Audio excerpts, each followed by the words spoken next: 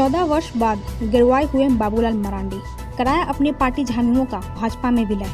झारखंड के पहले मुख्यमंत्री बाबूलाल मरांडी आज 14 साल का वनवास खत्म कर घर वापसी करते हुए सोमवार को भाजपा में शामिल हो गए। इसके अलावा उन्होंने अपनी पार्टी झामुमो का भाजपा में भी विलय कर दिया। रांची के प्रभात तारा मैदान में केंद्रीय गृह मंत्री और भाजपा के पूर्व अध्यक्ष अमित शाह ने बाबूलाल मरांडी को माला पहनाकर पार्टी में स्वागत किया।